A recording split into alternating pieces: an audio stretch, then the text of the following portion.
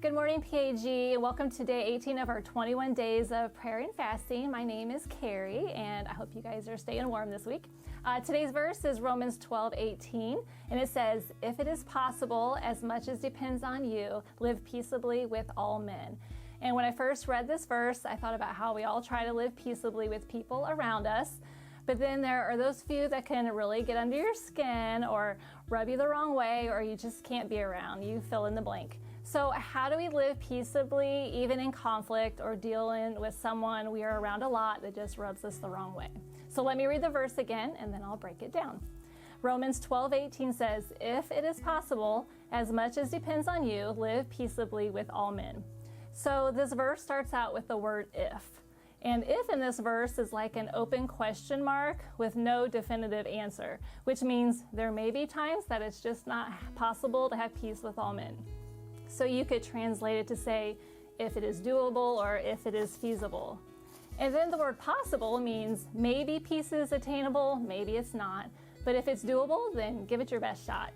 And then Paul continues to say, as much as depends on you, live peaceably with all men. And the phrase, as much as depends on you, points to you and me making sure that we take responsibility for our peace and we keep a good attitude and not focus so much on the other person that we're having conflict with. And then the rest of the verse says, live peaceably with all men.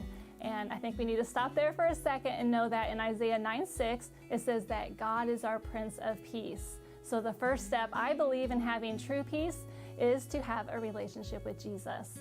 So if you don't have that, then that's your first step. You need to know the Prince of Peace and know that He is the only source of peace. So to live peaceably means to live in peace or to possess peace. And that once you obtain peace, you need to maintain it. You may have a situation where it's just hard to have peace with another person, or maybe it's your spouse. You need to figure out how you can have peace with that person and not allow the other person to take your peace. And you need to give that person to God so God can work on their heart.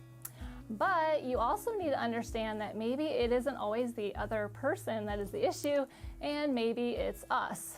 Yep, go ahead, point the finger right back at you. I might be the issue. Maybe the other person is looking at me or you and saying, man, that person rubs me the wrong way, right? So we need to allow the Lord to work on our hearts first and not us always wanting to change the other person.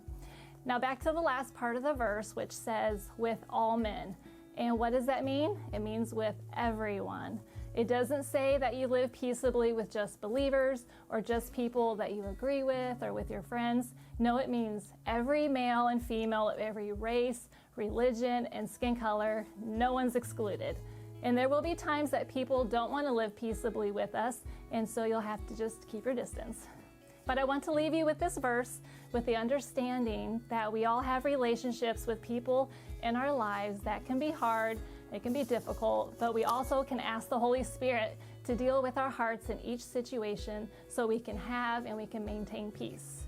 So I encourage you to ask the Lord to fill you with His supernatural peace today. And as you go through difficult times in your relationships, that you remember Romans 12:18 and decide that you will do what you can to be at peace with all men. Thank you and have a great day.